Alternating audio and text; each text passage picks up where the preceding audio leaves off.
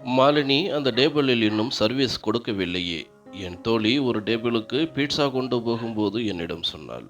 நான் அவசரமாக இன்னொரு டேபிளுக்கு போனேன். அங்கே ஒருவன் முகமூடி அணிந்து அமர்ந்திருந்தான். நான் அவனிடம், சார், உங்களுக்கு என்ன வேண்டும் என்று கேட்டேன். அவன் என்னை உற்று நோக்கினான். ஆனால் ஒரு வார்த்தை கூட பேசவில்லை. நான் குழப்பமடைந்தேன். மீண்டும் புன்னகையுடன் அவனிடம், சார், என்ன ஆர்டர் செய்ய விரும்புகிறீர்கள்? ஆர்டரை கொடுங்கள் என்றேன். இம்முறை அவன் என்னையே பார்த்து கொண்டிருந்தான். அவன் ஒரு காஃபி மட்டும் ஆர்டர் செய்தான். இந்த வெயிலில் யார் காஃபி குடிப்பார்கள் என்று நினைத்தேன். வெளியே சூரியன் நெருப்பை கக்கிக் கொண்டிருந்தது. ஆனாலும் நான் சிரித்தபடியே காஃபி செய்யச் சென்றேன். மீண்டும் கவுண்டருக்கு வந்தபோது அவன் மொபைல் பார்த்தபடியே என்னையே மீண்டும் மீண்டும் பார்த்து கொண்டிருந்தான். இப்படி நிறைய ஆண்கள் தினசரி வருவார்கள். நான் பெரிதாக கண்டுகொள்வதில்லை. சிறிது நேரம் கழித்து காஃபி தயாரானது. நான் இன்னொரு ஊழியரிடம், நீ அவனிடம் இந்த காஃபியை கொண்டு போய் கொடு என்று சொன்னேன். அந்த ஊழியர் அடுத்த நொடியே காஃபியுடன் திரும்பி வந்தாள். அவள் முகத்தில் விசித்திரமான பாவனைகள் இருந்தன. அவள் காஃபியை என் முன் வைத்து, நீயே கொண்டு போய் கொடு, அவன் திமிர் பிடித்தவனாக இருக்கின்றான் என கூறிவிட்டு சென்று விட்டாள். நான் வேறு வழியின்றி காஃபியை எடுத்துக்கொண்டு அவனிடம் கொடுத்தேன். அவன் நன்றி சொல்லிவிட்டு என் கைகளில் இருந்த காப்பியை எடுத்தான். காஃபியை வாங்கும்போதும் அவன் கண்கள் என் மீதே இருந்தன. நான் அவனது பார்வையில் பதட்டமடைந்தேன். காஃபியை குடித்த பிறகு அவன் டேபிளில் 2000 ரூபாய் வைத்துவிட்டு அமைதியாக சென்று விட்டான். எங்கள் உணவகம் சிறியது. இங்கு இவ்வளவு பெரிய பணக்காரர்கள் உணவு சாப்பிட வரமாட்டார்கள். கல்லூரி மாணவர்கள் தான் பெரும்பாலும் வருவார்கள். ஒரு காஃபிக்காக 2000 ரூபாய் கொடுத்து சென்ற முதல் வாடிக்கையாளர் அவன்தான். அன்றிலிருந்து எனது வாழ்க்கை ஒரு புதிய பாதையில் பயணிக்க தொடங்கியது. அன்று நான் பார்த்த அந்த மனிதன்தான் என் வாழ்க்கையை முழுவதுமாக மாற்றுவான் என்று நான் அப்போது அறியவில்லை. உணவகத்திலிருந்து வீட்டிற்கு வந்த நான் களைப்படைந்து படுத்து உறங்கிப் போனேன். நான் தூங்க ஆரம்பித்து சில மணி நேரம்தான் ஆகியிருந்தது. திடீரென என் அண்ணி என்னை எழுப்பினாள். நான் பதற்றத்துடன் எழுந்து அவளை பார்த்தேன். அவள் தன் கையை நீட்டி, உன் சம்பளத்தை கொடு, மாதமாகிவிட்டது, மறந்து விட்டாயா என்றாள். நான் பெருமூச்சு விட்டு பர்சில் இருந்த மொத்த பணத்தையும் எடுத்து அவளிடம் கொடுத்தேன். மீண்டும் கண்களை மூடி படுத்து கொண்டேன். அண்ணி பொதுவாக என்னுடன் பேச மாட்டாள். எனக்கு உணவு கொடுப்பதே அவளுக்கு கடினம். ஆனால் ஒவ்வொரு மாதமும் முதல் தேதியில் அவள் கையை நீட்டுவாள். நான் எவ்வளவு பணம் என்று எண்ணாமல் மொத்த பணத்தையும் அவளிடம் கொடுத்து விடுவேன். எனக்கு தங்குவதற்கு இடமில்லை என்பதுதான் என் பிரச்சனை. என் பெற்றோர்கள் இருவரும் இல்லை. என் அண்ணனின் தயவில்தான் நான் வாழ்ந்து கொண்டிருந்தேன். வேலைக்கு சென்றிருக்க மாட்டேன். ஆனால் என் செலவுகளுக்கு கூட எனக்கு பணம் கிடைக்கவில்லை. ஒரு நாள் என் பகுதியில் பெண் ஒருத்தி வெயிட்டர் வேலை செய்வதாக அறிந்தேன். அவளிடம் பேசினேன். அவள் எனக்கு வேலையை ஏற்பாடு செய்து கொடுத்தாள். என் அண்ணன் நான் வேலைக்கு செல்வதை எதிர்த்தான். அண்ணியும் என்னை வேலைக்கு அனுப்ப மாட்டார் என்று நினைத்தேன். ஆனால் அண்ணனிடம் வேலைக்கு செல்ல அனுமதி வாங்கி கொடுத்த போது நான் ஆச்சரியப்பட்டேன். அண்ணி மாறிவிட்டதாக நினைத்தேன். ஆனால் அவளுடைய நடத்தை இன்னும் அதேதான். மாதம் முடிந்ததும் முதல் சம்பளம் கிடைத்ததாக வீட்டிற்கு வந்து அன்னியிடம் சொன்னேன். என் முதல் சம்பளம் கிடைத்த உற்சாகத்தில் இருந்தேன். என்னிடம் நல்ல உடைகள் இல்லை. வேறு சில அத்தியாவசிய பொருட்களையும் வாங்க வேண்டும் என்று விரும்பினேன். ஆனால் என் அண்ணி எல்லா மகிழ்ச்சியையும் பாழாக்கிவிட்டார். அண்ணி சிரித்து கொண்டே, உன் சம்பளத்தை காட்டு என்றாள். நான் பணத்தை எடுத்து அவளிடம் காட்டினேன். அவள் அந்த பணத்தை லாவகமாக தன் கைகளில் எடுத்து கொண்டாள். நல்லது, இனிமேல் ஒவ்வொரு மாதமும் உன் சம்பளத்தை என்னிடம் கொடுத்து விட வேண்டும் என்றாள். நான் திகைத்து போய் அவளை பார்த்து கொண்டிருந்தேன். அவள் பணத்தை தன் கையில் இருக்க பிடித்து கொண்டு அங்கிருந்து சென்று விட்டாள். அப்பொழுதுதான் அண்ணி ஏன் வேலைக்கு செல்ல அனுமதி கொடுத்தார் என்பது எனக்கு புரிந்தது. நான் பணம் சம்பாதித்தால் அதை வாங்கிக் கொள்ளலாம் என்பதுதான் அவள் நோக்கம். இதுவரைக்கும் அதுதான் நடந்து வந்தது.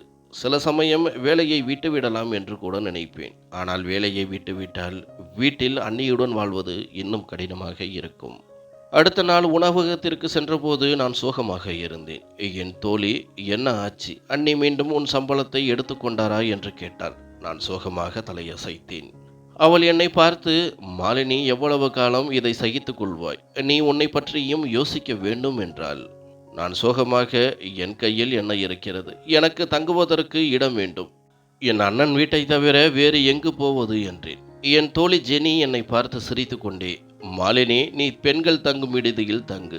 நீ சம்பாதிப்பதை உனக்காகவே செலவு செய். உன் வாழ்க்கையை நீயே வாழ். கல்யாண நேரம் வரும்பொழுது நிச்சயம் யாரையாவது திருமணம் செய்து கொள்வாய் என்றாள்.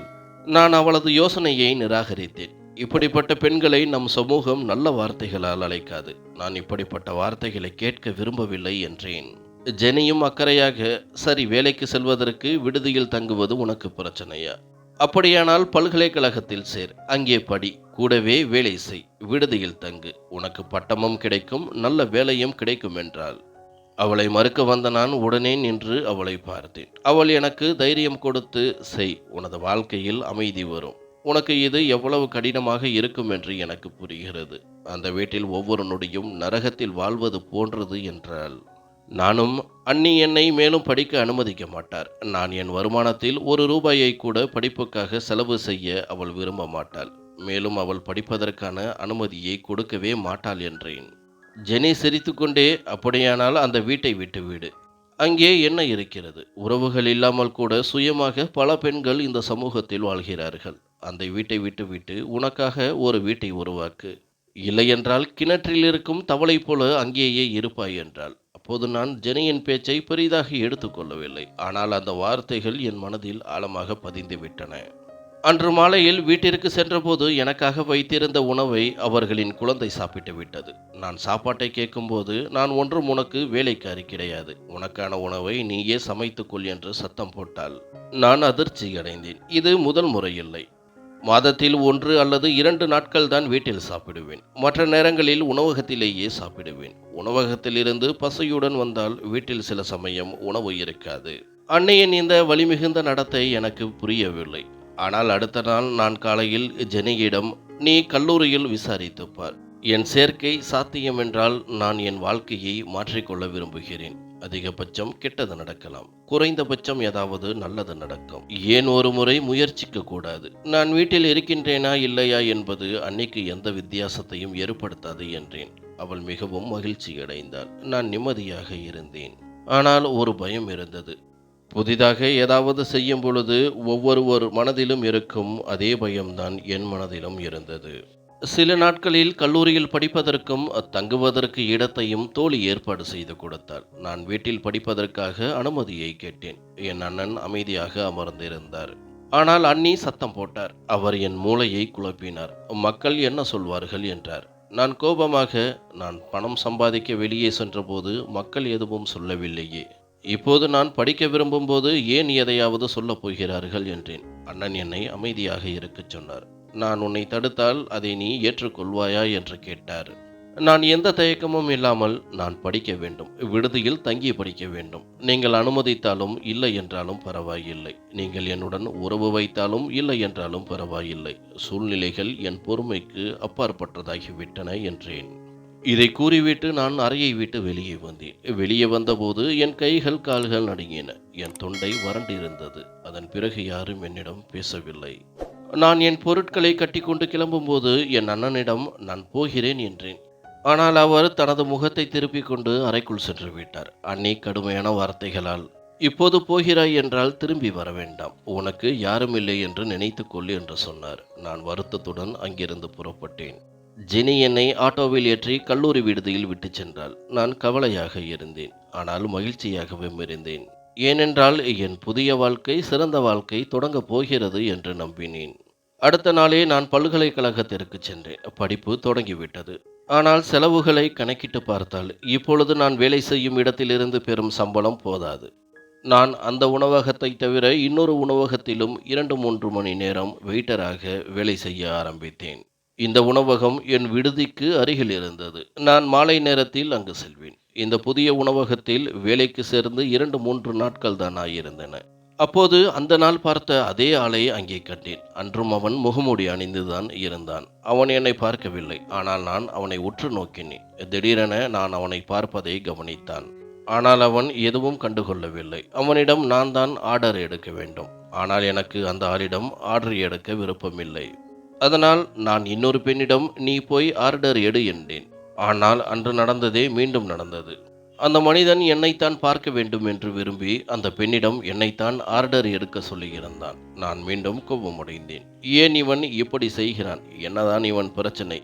ஏன் என்னையே திரும்ப திரும்ப அழைக்கின்றான் என்று என் மனதிற்குள் யோசித்தேன். முன்பு வேலை செய்த இடத்திலும் இப்படியே செய்தான். அங்கும் நான் அவமானப்பட்டேன். இப்பொழுது இந்த உணவகத்தில் வேலைக்கு சேர்ந்து 2 நாட்கள் தான் ஆகிறது. இங்கேயும் அதே பிரச்சனையை தொடங்குகிறான் என்று நினைத்தேன். நான் கோபத்தை அடக்கிக் கொண்டு அவனது டேபிளை நோக்கிச் சென்றேன். அப்போது மற்றொரு ஊழியர் என்னை வழிமறித்தார். "எங்கே போகிறாய்?" என்று கேட்டாள். அவள் என்னை தடுத்து நிறுத்தியபோது எனக்கு பதட்டமாக இருந்தது. அவளது பார்வை விசித்திரமாக தோன்றியது. அவள் என்ன சொல்ல வருகிறாள் என்பதை என்னால் புரிந்து கொள்ள முடியவில்லை. ஏன் இவ்வளவு சந்தேகத்துடன் என்னுடன் பேசுகிறாள் என்றும் புரியவில்லை. நான் அமைதியாக இருந்ததால் அவள் என் கையை பிடித்து அங்கிருந்து விலகி ஊழியர்கள் அறைக்கு அழைத்துச் சென்றாள். அங்கே சென்று, "நீ ஏன் அந்த மனிதனை உற்று பார்த்து கொண்டிருக்கின்றாய்?" என்று கேட்டாள். நான் ஆச்சரியத்துடன் அவளை பார்த்தேன். "நான் அப்படி செய்யவில்லையே" என்றேன். அதற்கு அவள், "உன் கண்கள் அதைத்தான் சொல்கின்றன" என்றாள். நான் குழப்பமடைந்தேன். அவள் கேலியான புன்னகையுடன் என்னை பார்த்து, "அந்த மனிதனை நீ உற்று பார்த்து கொண்டிருந்தாய், அதுதான் அவனது புகார்" என்றாள். "உன் பார்வை அவனுக்கு சங்கடத்தை ஏற்படுத்தியதாக சொன்னான். அந்த பெண் என்னை தொடர்ந்து பார்த்து கொண்டே இருக்கின்றாள். அதனால் எனக்கு சங்கடமாக இருக்கிறது. நான் இங்கு சிறிது நேரம் அமைதியாக இருக்க வருகிறேன். ஆனால் அந்த பெண்ணின் பார்வையால் எனது அமைதி கெடுகிறது" என்று சொன்னான். நான் எவ்வளவு கஷ்டப்பட்டு அவனை சமாதானம் செய்தேன் தெரியுமா? இல்லையென்றால் அவன் உன்னை பற்றி மேலாளரிடம் புகார் அளித்திருப்பான். "மாலினி, ஜாக்கிரதையாக இரு. உன்னுடைய இந்த தவறு உன் வேலையை பறித்துவிடும்" என்றாள். நான் அதிர்ச்சியில் உறைந்து போனேன். மற்றொரு உணவகத்தில் என்னிடம் பணிவாக ஆர்டர் கொடுத்தவன் இப்பொழுது இன்னொரு ஊழியரிடம் என்னை இவ்வளவு மோசமாக புகார் செய்திருந்தான். கோபத்தில் என் ரத்தம் கொதித்தது. ஓடிச் சென்று அவன் கன்னத்தில் அறைய வேண்டும் போலிருந்தது. நான் வெளியே சென்றபோது அந்த பெண், "அவன் இங்கு இருக்கும் வரை நீ உள்ளேயே இரு. இல்லையென்றால் அவன் மீண்டும் எரிச்சல் அடையலாம்" என்றாள். வேறு வழியின்றி நான் உள்ளேயே இருக்க வேண்டியிருந்தது. கல்லூரியில் படிக்கும் கட்டாயம் இல்லை என்றால் நான் இப்பொழுதே வேலையை விட்டு சென்றிருப்பேன். விடுமுறை முடிந்து நான் புறப்பட்டபோது ஏதோ ஒரு விசித்திரமான உணர்வு ஏற்பட்டது. யாரோ என்னை பின்தொடர்வது போன்ற எண்ணம் மீண்டும் மீண்டும் வந்தது. திரும்பி பார்த்தேன். ஆனால் யாரும் இல்லை. இன்று நடந்ததால் தான் இப்படி தோன்றுகிறது என்று மனதை சமாதானப்படுத்திக் கொண்டேன். மாலையில் விடுதிக்கு வந்தேன். அடுத்த நாள் விடுமுறை என்பதால் பழைய உணவகத்தில் முழு நாள் வேலை செய்ய வேண்டும். நான் அங்கு சென்றேன். வழியில் எந்த அசாதாரண சம்பவமும் நடக்கவில்லை. நான் உணவகத்திற்குள் நுழையும்போது அதே மனிதன் என் எதிரே மேஜையில் அமர்ந்திருந்தான். நேற்றைய தினம் என் மனதை உலுக்கிய அதே மனிதன். அவனை பார்த்ததும் என் மனநிலை முற்றிலும் மாறிப்போனது. அவன் தன் போனில் மூழ்கி இருந்தான். நான் அவனை புறக்கணித்து அவனை கடந்து சென்றேன். ஆனால் ஏதோ தவறு இருப்பதாக எனக்கு தோன்றியது. நேற்று அங்கே ஒரு பிரச்சனையை ஏற்படுத்திவிட்டு இன்று ஏன் இங்கு வந்திருக்கின்றான் என்று புரியவில்லை. நான் அவனிடம் ஆர்டர் எடுக்க செல்லவில்லை. நான் என் தோழியை அனுப்பி வைத்தேன். நான் மற்ற வேலைகளில் மூழ்கி போனேன். அவன் காஃபி குடிக்க மட்டுமே வந்திருந்தான். ஒரு காஃபி, அடுத்து இன்னொரு காஃபி என்று 4 காஃபி குடித்தான். எனக்கு அவனை கண்டாலே எரிச்சலாக இருந்தது. அவன் வேண்டுமென்றே என்னை பின்தொடர்கிறான் என்பதை நான் புரிந்து கொண்டேன். ஆனால் அவனது நோக்கம் என்னவென்பது எனக்கு புரியவில்லை. நான் வேலை முடிந்து கிளம்பும் நேரத்திற்கு சற்று முன்பு அவன் அங்கிருந்து எழுந்து சென்று விட்டான். மற்ற ஊழியர்கள் அனைவரும் அவன் ஏன் இவ்வளவு நேரம் இங்கு தனியாக அமர்ந்திருந்தான் என்று பேசிக் கொண்டிருந்தனர். என் தோழி அவன் யாரோ ஒருவருக்காக காத்திருந்ததாக நினைத்தாள். நான் அவர்களின் பேச்சை கேட்டு அமைதியாக இருந்தேன். நான் விடுதிக்கு கிளம்பிய போது மீண்டும் அதே உணர்வு ஏற்பட்டது. யாரோ என்னை பின்தொடர்வது போல இருந்தது. நான் திரும்பி பார்த்தேன். ஒரு கார் தவிர சாலையில் வேறு எதுவும் இல்லை. அந்த காரை பெரிதாக கண்டுகொள்ளவில்லை. நான் ஒரு ஆட்டோ பிடித்து விடுதிக்கு சென்றேன். ஆட்டோவில் அமர்ந்திருந்த போது என் பார்வை கண்ணாடியில் விழுந்தது. அப்போது நான் புறக்கணித்த அதே கார் மெதுவாக என் ஆட்டோவை பின்தொடர்ந்து வந்து கொண்டிருந்தது. என் இதய துடிப்பு ஒரு நொடியில் வேகமாகியது. நான் ஆட்டோக்காரரிடம் வேகமாக செல்லச் சொன்னேன். ஆனால் அந்த காரும் தனது வேகத்தை அதிகரித்தது. விடுதி வாசலில் ஆட்டோ நின்றதும் நான் வேகமாக வாடகையை கொடுத்துவிட்டு உள்ளே ஓடினேன். அப்போதுதான் வீட்டை விட்டு வந்த முடிவிற்கு நான் முதல் முறையாக வருந்தினேன். அண்ணன் வீட்டில் இருந்தபோது நான் பாதுகாப்பாக இருந்தேன். இப்படி சாலையில் யாரும் என்னை பின்தொடரவில்லை. இது யார் என்றும் எனக்கு தெரியவில்லை. ஆனால் இந்த கேள்விக்கு பதிலாக அந்த மனிதன் மீண்டும் மீண்டும் என் மனதில் வந்தான். ஆனால் நேற்று அவன் என் மீது ஒரு முறை கூட தனது பார்வையை செலுத்தவில்லையே. நான் குழப்பமடைந்தேன். இந்த விஷயத்தை பெரிதுபடுத்த வேண்டாம் என்றும் நினைத்தேன். ஆனால் அடுத்த நாளும் அதுவே நடந்தது. உணவகத்தில் இருந்து திரும்பும்போது அதே கார் என்னை பின்தொடர்ந்தது. இப்போது இது கவலைக்குரிய விஷயமாக மாறியது. முதல் நாள் யாரோ வேலையில்லாமல் என்னை பின்தொடர்கிறார்கள் என்று நினைத்தேன். ஆனால் 2வது நாளும் இது நடந்தபோது ஏதோ தவறு நடக்கிறது என்பதை உணர்ந்தேன். 3ஆம் நாள் நான் உணவகத்திற்கு சென்றபோது ஒரு விசித்திரமான சம்பவம் நடந்தது. மேலாளர் என்னை அவரது அறைக்கு அழைத்தார். "மாலினி, நீ இங்கே வேலை செய்ய முடியாது. நாளை முதல் வேலைக்கு வர வேண்டாம்" என்றார். நான் திகைத்து போனேன். ஏன் திடீரென என்னை வேலை விட்டு நீக்குகிறார்கள் என்று புரியவில்லை. நான் எந்த தவறும் செய்யவில்லை. சார், எந்த தவறும் செய்யவில்லையே என்றேன். மேலாளர் இல்லை என்று தலையசைத்து, நீங்கள் தவறு செய்யவில்லை. ஆனால் நாளை முதல் வர வேண்டாம். எங்களுக்கு அதிக பணியாளர்கள் தேவையில்லை என்றார். நான் மேலும் எதுவும் பேசுவதற்குள் மேலாளர் என்னை அமைதியாக இருக்கச் சொல்லி, இப்பொழுது நீங்கள் போகலாம் என்றார். நான் தடுமாறும் நடையுடன் வெளியே வந்தேன். நான் அந்த உணவகத்தில் 3 ஆண்டுகளாக வேலை செய்திருந்தேன். அது மாதத்தின் தொடக்க நாளாக இருந்தன. நான் விடுதி வாடகையை கட்ட வேண்டும். மற்ற செலவுகளும் இருந்தன. என் பையில் 2,000-3,000 ரூபாய் மட்டுமே இருந்தது. நான் என் பொருட்களை எடுத்துக்கொண்டு வெளியே வந்தபோது என் தோழி என்னை தேற்றினாள். மாலினி, கவலைப்படாதே. நான் உனக்கு வேறு ஏதாவது வேலை தேடுகிறேன். நீயும் முயற்சி செய் என்றாள். நானும் தலையசைத்தேன். இந்த நேரத்தில் எனக்கு தனியாக இருக்க வேண்டும் என்று தோன்றியது. நான் வீட்டை விட்டு வந்ததற்கு அடிப்படையான வேலையே இப்பொழுது என்னிடம் இல்லை. இந்த சிக்கலை நான் எப்படி சமாளிக்கப் போகிறேன்? நல்ல வேளை இன்னொரு உணவகத்தில் வேலை இருந்தது. ஆனால் சம்பளம் குறைவாக இருந்தது. நான் அங்கே சென்றேன். அவர்களிடம் என் வேலை நேரத்தை அதிகரிக்குமாறு பேச நினைத்தேன். அப்பொழுது என் சம்பளமும் அதிகரிக்கும். நான் மேலாளரிடம் சென்று பேசினேன். அவர் மன்னிப்பு கேட்டார். உங்களை நானே அழைக்க வேண்டும் என்று இருந்தேன். ஏனெனில் நீங்கள் இனி இந்த உணவகத்தில் வேலை செய்ய முடியாது என்று சொல்லத்தான். ஏற்கனவே எங்களிடம் போதுமான ஊழியர்கள் உள்ளனர் என்றார். நான் ஒரு கணம் தடுமாறி நின்றேன். ஒரே நாளில் என் 2 வேலைகளும் போய்விட்டன. அடுத்த நொடியே மேலாளர் என் சம்பளத்தை என் கையில் வைத்தார். அவர் என்னை வேலையை விட்டு நீக்கிவிட்டார் என்பது இதன் மூலமாக தெளிவாக புரிந்தது. நான் கடைசி முயற்சியாக, சார், இங்கு ஒரு ஊழியர் தானே இருக்கின்றார் என்று கேட்டேன். அதற்கு அவர் கோபமான குரலில், மாலினி, உங்கள் மீது எங்களுக்கு புகார் வந்துள்ளது. இங்கு வாடிக்கையாளர்கள் அமர்ந்திருக்கும் போது நீங்கள் தொடர்ந்து அவர்களை உற்று பார்த்து கொண்டே இருக்கின்றீர்கள். அது அவர்களுக்கு சங்கடத்தை ஏற்படுத்துகிறது. நீங்கள் வேலையிலிருந்து நீக்கப்பட்டதற்கான முக்கிய காரணம் இதுதான். வேறு ஏதாவது தெரிந்து கொள்ள வேண்டுமா என்று கேட்டார். நான் அமைதியாக அங்கிருந்து வெளியே வந்தேன். எனக்கு என்ன செய்வதென்று புரியாமல் கண்களில் கண்ணீர் வந்தது. நான் மெதுவாக நடந்து அருகில் இருந்த பூங்காவுக்கு வந்து அமர்ந்தேன். அங்கே அமர்ந்தபோது மீண்டும் அதே உணர்வு. யாரோ என்னை பார்த்து கொண்டிருக்கின்றார்கள் என்று தோன்றியது. திரும்பி பார்த்தேன். ஆனால் யாரும் இல்லை. திடீரென ஒரு மரத்திற்கு பின்னால் அதே கார் நிற்பதை கண்டேன். எனக்கு வியர்த்து கொட்டியது. என் இடத்திலிருந்து எழுந்து வேகமாக நடந்து பூங்காவை விட்டு வெளியே வந்தேன். மதிய நேரம். வெயில் கடுமையாக இருந்தது. சாலையில் மக்கள் நடமாட்டம் குறைவாக இருந்தது. நான் நடந்து கொண்டே இருந்தபோது என்னை பின்தொடர்ந்து வந்த காரின் வேகம் அதிகரித்தது. அது என் முன் வந்து நின்றது. அதே நேரத்தில் காரின் கதவு திறந்தது. ஒரு கை என்னை பலமாக இழுத்து காருக்குள் இழுத்தது. நான் சுதாரிப்பதற்குள் யாரோ என் வாயை மூடி சத்தம் போடுவதை தடுத்தனர். நான் கை கால்களை உதறி என்னை காப்பாற்றிக் கொள்ள முயற்சி செய்தேன். ஆனால் கார் வேகமாக சென்றது. சிறிது தூரம் சென்றதும் ஆள் இல்லாத இடத்தில் கார் நின்றது. காரை ஓட்டிக் கொண்டிருந்தவன் கீழே இறங்கினான். பின்னால் அமர்ந்திருந்தவன் ஓட்டுநர் இருக்கைக்கு சென்றான். நான் கார் கதவை திறக்க முயற்சித்தேன். ஆனால் அது பூட்டப்பட்டிருந்தது. நான் முயற்சித்தும் என்னால் எதுவும் செய்ய முடியவில்லை. அந்த கார் ஓட்டுநர் இருக்கையில் இருந்தவன், மாலினி, நான் உங்களிடம் முக்கியமான விஷயம் பேச வேண்டும். நீங்கள் என்னை தொந்தரவு செய்யாமல் அமைதியாக என் பேச்சை கேட்பீர்கள் என்று நம்புகிறேன். எனக்கு 5 நிமிடங்கள் போதும் என்று சொன்னான். நான் இவ்வளவு நேரம் ஓட வழி தேடி கொண்டிருந்தேன். ஆனால் அவனை பார்த்ததும் நான் அதிர்ந்து போனேன். நான் இவ்வளவு சத்தம் போட்டதால் அவனை முதலில் பார்க்க முடியவில்லை. பார்த்ததும் அவன் அதே முகமூடி அணிந்திருந்த உணவக மனிதன் என்பது புரிந்தது. நீ யார்? என்னை ஏன் பின்தொடர்கிறாய்? பல நாட்களாக உன்னை பார்க்கிறேன். நான் உனக்கு என்ன தீங்கு செய்தேன் என்று கத்தினேன். அவன் என்னை கூர்ந்து பார்த்து அமைதியாக, மாலினி, நீங்கள் சாதாரண வார்த்தைகளில் பேசலாம். இப்படி கத்த வேண்டிய அவசியமில்லை. இனி என் முன்னால் சத்தம் போட்டு பேசாதீர்கள் என்றான். எனக்கு கோபம் கொப்பளித்தது. என் பேச்சு உங்களுக்கு பிடிக்கவில்லை என்றால் இப்பொழுதே என்னை காரில் இருந்து இறக்கி விடுங்கள். நீங்கள் என்னை வலுக்கட்டாயமாக காரில் ஏற்றியது எனக்கு பிடிக்கவில்லை என்றேன். ஆனால் அவன் என் பேச்சை கண்டுகொள்ளாமல் வேறு ஒரு விஷயத்தை பேசினான். நீங்கள் என்னுடன் ஒப்பந்த திருமணம் செய்து கொள்வீர்களா என்று கேட்டான். என் ரத்தம் கொதித்தது. கோபமாக, நீங்கள் யார்? எனக்கு உங்களை பற்றி எதுவும் தெரியாது. இப்படி திடீரென வந்து ஒப்பந்த திருமணம் செய்து கொள்ள முடியுமா என்று கேட்கிறீர்களே என்றேன்.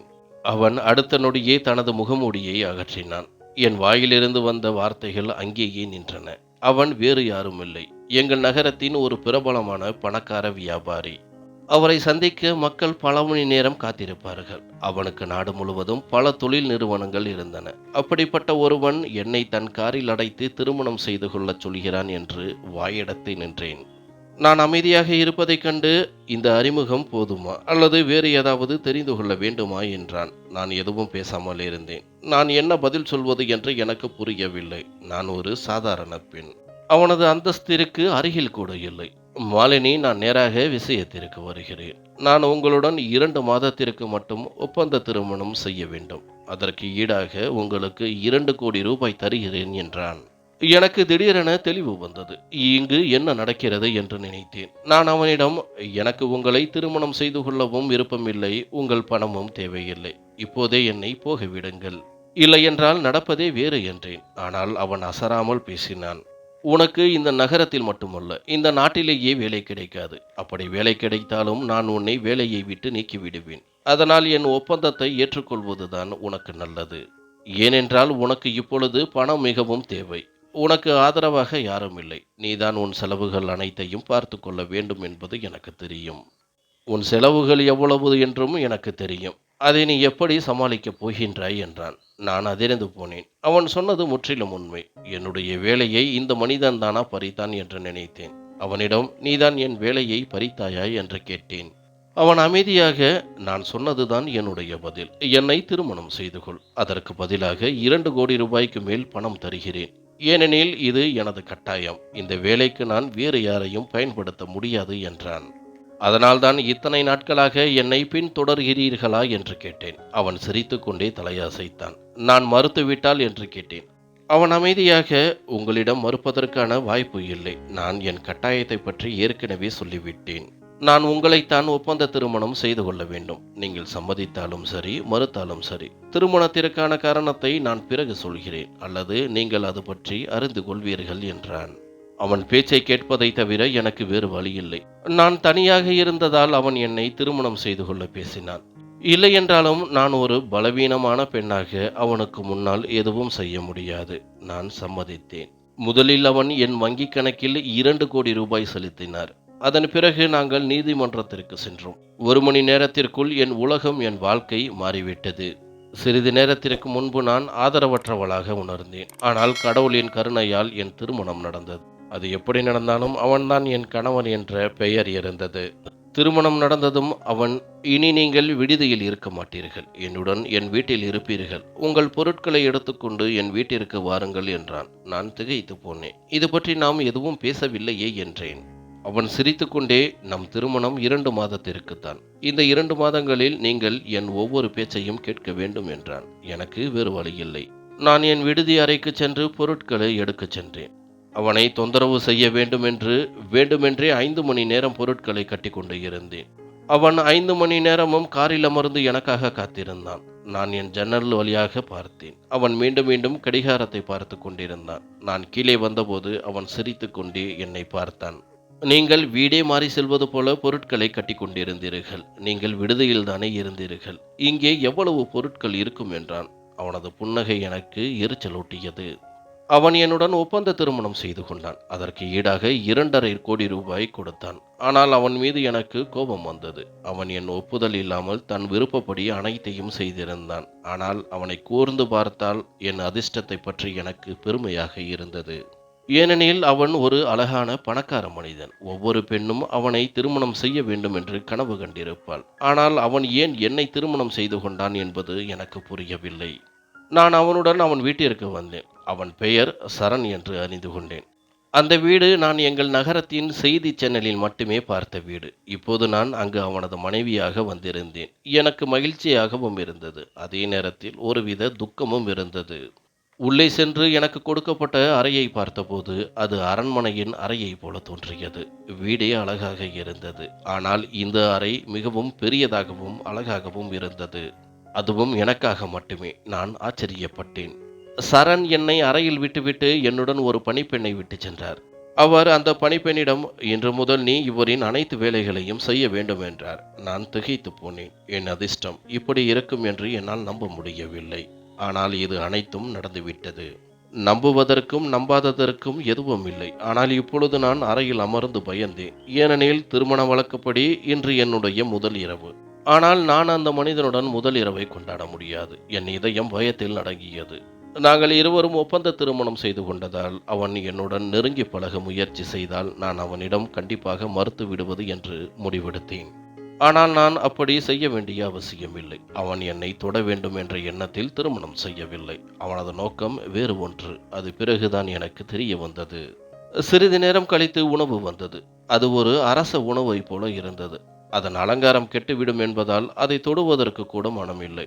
2 நாட்கள் நான் அந்த வீட்டில் சுதந்திரமாக திரிந்தேன். ஆனால் அந்த மனிதன் ஏன் என்னை திருமணம் செய்து கொண்டு என்னை வீட்டில் தனியாக விட்டுச் சென்றான் என்று எனக்கு தெரியவில்லை. அவனுக்கு புதிய பெண்கள் மீது ஆர்வம் அதிகம். அவன் திருமணம் செய்து கொள்வான், 2 மாதங்களில் சலித்து போய் அவர்களை விட்டு விடுவான் என்ற எனது எண்ணம் தவறாக தோன்றியது. ஏனென்றால் அவன் என்னை தொடவோ நெருங்கவோ முயற்சி செய்யவில்லை. நான் சரணை மீண்டும் பார்க்கவில்லை. ஒருவேளை அவன் என்னை இங்கே விட்டுவிட்டதை மறந்து விட்டானோ என்று தோன்றியது. ஆனால் அவன் என்னை மறந்தாலும் நினைத்தாலும் எனக்கு என்ன? எனக்கு நிறைய பணம் கிடைத்து விட்டது. இந்த வீட்டில் எப்படியாவது 2 மாதங்கள் இருக்க வேண்டும். பிறகு நான் கிளம்பி விடுவேன் என்று என்னை சமாதானப்படுத்திக் கொண்டேன். ஆனால் 3வது நாள் என் வாழ்க்கையில் ஒரு புயல் வந்தது. அது என்னை முற்றிலும் உலுக்கிவிட்டது. நான் இதுவரை முழு வீட்டையும் பார்க்கவில்லை. எனவே அந்த பணிப்பெண்ணை அறையில் விட்டுவிட்டு நான் தனியாக வெளியே வந்தேன். வெளியே தோட்டத்தில் 5-6 வயதுள்ள ஒரு சிறுமியை பார்த்தேன். நான் அங்கே வந்ததிலிருந்து பணியாளர்களை தவிர வேறு யாரையும் பார்த்ததில்லை. அந்த சிறுமி மிகவும் அழகாக இருந்தாள். நான் அவளிடம் சென்றேன். நான் அன்பாக வணக்கம் என்றேன். அவள் திரும்பி என்னை பார்த்தாள். அப்பொழுது அவள் கண்களில் நான் கண்ட ஆச்சரியத்தையும் மகிழ்ச்சியையும் என் வாழ்நாளில் மறக்க மாட்டேன். அவள் ஒரு நொடி என்னை நம்ப முடியாமல் பார்த்து கொண்டே இருந்தாள். பின்னர் ஓடி வந்து என்னை கட்டிப்பிடித்தாள். அம்மா, நீங்கள் எங்கே இருந்தீர்கள்? நான் உங்களை எவ்வளவு மிஸ் செய்தேன் என்று தெரியுமா என்று அவள் பேசிக்கொண்டே இருந்தாள். அவள் அம்மா என்ற வார்த்தையை சொன்னபோது நான் அதிர்ந்து போனேன்.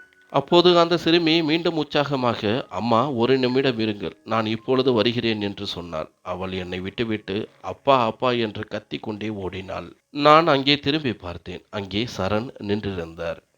அவர் சிறுமியை அன்புடன் தூக்கி என் அருகில் வந்தார். நிலா, நீங்கள் அம்மாவை பார்த்தீர்களா? பாருங்கள், நான் உங்கள் விருப்பத்தை நிறைவேற்றி விட்டேன்.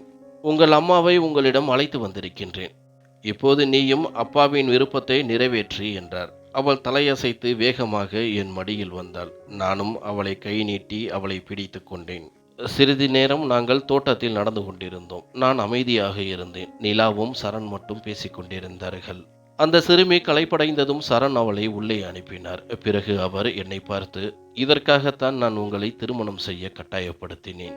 நிலாவின் அம்மா 6 மாதங்களுக்கு முன்பு இறந்து விட்டார் என்றார். அவளது அம்மா இறந்து 1 மாதம் கூட ஆகவில்லை. நிலா திடீரென உடல்நிலை சரியில்லாமல் போனாள். பரிசோதித்த போது அவளுக்கு ஒரு நோய் என்று தெரிந்தது. என் மனைவி இறந்த துக்கத்தை நான் மறந்து என் மகளை பார்த்து கொள்ள ஆரம்பித்தேன். ஆனால் நிலா எந்த சிகிச்சையையும் ஏற்றுக்கொள்ள மறுக்கின்றாள். அவள் மருத்துவமனைக்கு செல்லவும் எந்த மருந்தையும் எடுத்துக்கொள்ளவும் மறுக்கிறாள். அவள் என் அம்மா வரும் வரை நான் எந்த மருத்துவரிடமும் செல்ல மாட்டேன் என்று சொல்கிறாள். திடீரென ஒரு நாள் என் செயலாளர் உங்கள் புகைப்படத்தை காட்டினார். நம்புங்கள், உங்களுக்கும் என் மனைவிக்கும் எந்த வித்தியாசமும் இல்லை. நீங்கள் என் இறந்த மனைவியைப் போலவே இருக்கின்றீர்கள். நான் உங்களை அணுகி திருமணம் செய்து கொண்டேன். நிலாவின் சிகிச்சை இன்னும் 2 மாதங்கள் ஆகும். மருத்துவர்கள் நிலா குணமடைய வாய்ப்புள்ளதாக நம்புகிறார்கள். அவளது சிகிச்சை முடிந்ததும் நான் உங்களை விடுவித்து விடுகிறேன் என்றார். என் தொண்டையில் கண்ணீர் அடைத்தது. நிலா என்னை அம்மா என்று அழைத்தபோது என் மனதில் அவள் மீது ஒரு பாசம் ஏற்பட்டது. நான் இவ்வளவு நாள் அவனை தவறாக பேசியிருந்தேன். இப்பொழுது நான் அவனை பார்த்தேன். அவன் நெஞ்சில் எத்தனை துயரங்களும் துக்கங்களும் புதைந்திருந்தன என்று எனக்கு புரிந்தது. நான் அவனை உற்று பார்த்தேன். அவன் கண்களின் ஓரமாக கண்ணீர் இருந்தது. அவன் என் பக்கம் திரும்பி தனது கண்களை துடைத்து கொண்டான். என் மனம் சரணை பற்றியும் நிலாவை பற்றியும் துக்கத்தால் நிறைந்திருந்தது.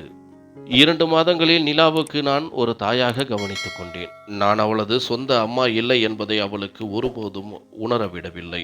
என் இந்த செயலால் சரணம் மிகவும் மகிழ்ச்சி அடைந்தார். அவர் எனது ஒவ்வொரு விஷயத்திலும் கவனம் செலுத்தினார். இந்த 2 மாதங்களில் இது இருவருக்கும் ஒரு ஒப்பந்த திருமணம்தான் என்பதை நான் மறந்துவிட்டேன். நான் சரணை பற்றி என் மனதில் வேறு ஏதோ உணர ஆரம்பித்தேன். ஒரு இரவு நிலா, அம்மா அப்பா, உங்கள் இருவருக்கும் இடையில் நான் முன்பு படுத்துக்கொள்வது போல படுத்துக்கொள்ள விரும்புகிறேன் என்று அடம்பிடித்தாள்.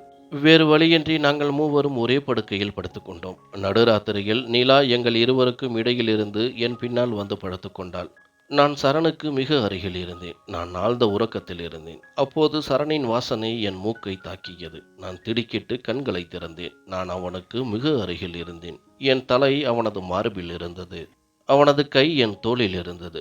இந்த தருணம் இப்படியே நின்றுவிட வேண்டும் என்று என் இதயம் விரும்பியது. ஆனால் அது சாத்தியமில்லை. நான் சரணின் மனைவி இல்லை. அது ஒரு ஒப்பந்த திருமணம் மட்டுமே. நிலாவின் சிகிச்சை முடியும் வரை நான் அமைதியாக சரணிடமிருந்து விலகி இருந்தேன். ஆனால் இந்த அனைத்தும் உண்மையாக மாற வேண்டும் என்று என் இதயத்தில் இருந்து வேண்டிக் கொண்டேன். 2 மாதங்கள் நான் அங்கேயே இருந்தேன். நிலாவின் சிகிச்சை முடிந்தது மட்டுமல்ல, அவள் முழுமையாக குணமடைந்தும் இருந்தாள். எங்கள் ஒப்பந்தத்தின்படி சரண் என்னை விவாகரத்து செய்ய பேசினார். அப்போது நான், என் வாழ்நாள் முழுவதும் நிலாவின் தாயாக உங்களுடன் இருக்க விரும்புகிறேன். நீங்கள் விரும்பினால் எனக்கு உங்கள் மனைவியின் அந்தஸ்தை கொடுக்க வேண்டாம். எனக்கு இந்த வீட்டில் ஒரு இடம் கொடுங்கள். நான் ஒரு மூலையில் கிடக்கின்றேன் என்றேன். ஏனெனில் நிலா எப்படி என்னிடம் தன் அம்மாவை கண்டாளோ அதேபோல நானும் நிலாவை என் சொந்த மகளைப் போல நேசிக்கின்றேன் என்றேன். என் பேச்சை கேட்டு சரணின் கண்கள் மின்னின. ஒருவேளை அவரும் என்னை நேசிக்க ஆரம்பித்திருக்கலாம்.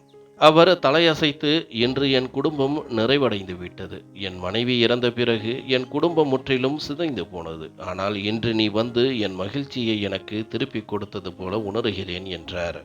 இதை கூறி சரண் என்னை தன் மார்போடு அணைத்துக் கொண்டார். இன்று நாங்கள் திருமணம் செய்து 10 ஆண்டுகள் ஆகிவிட்டது. எங்களுக்கு ஒரு மகனும் இருக்கின்றான். ஆனாலும் நிலாவின் மேல் கொண்ட அன்பு இன்னும் மாறவில்லை. நன்றி.